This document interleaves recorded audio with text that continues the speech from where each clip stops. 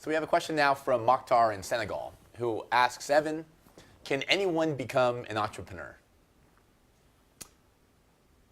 Well, that's a very broad question. Again, I tend to think that some people take to it much more naturally. You know, in retrospect, looking at my own life and experiences, I became, you know, we were talking about this story before we kick off.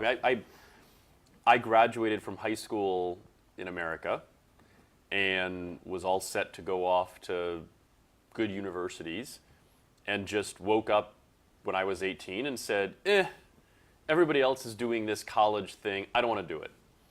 And I happened to have relatively supportive parents, but at the time I would never have thought of myself as an entrepreneur. I wouldn't have described it that way, but I found school incredibly tough.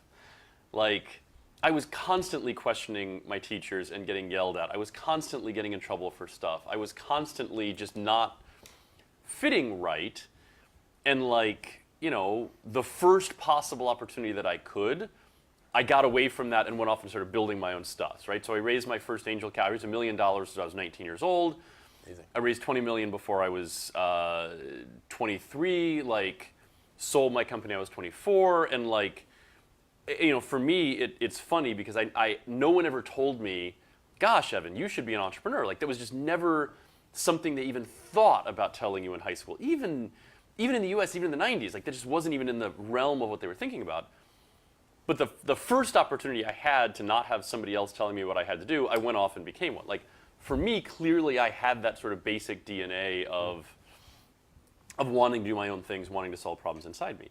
You know, and I wonder, you know, can that be taught? I don't know. Like, but for what we try to do when we work at 1776, when we work with high school students, when we work with college students, it's to make sure that those people who do have that kind of persistence, the desire to solve problems, the ability to communicate effectively, make sure that they understand and see that there's a broader range of opportunities in front of them.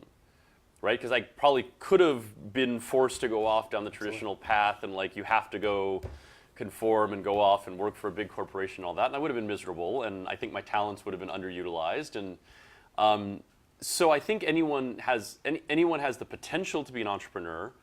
I don't think everyone should be an entrepreneur, right? I don't think everyone should run out and say, gosh, I'm going to start my own business, because, you know, it is difficult, and if you aren't suited for it, it's, you know, it's likely going to be a very frustrating and painful process.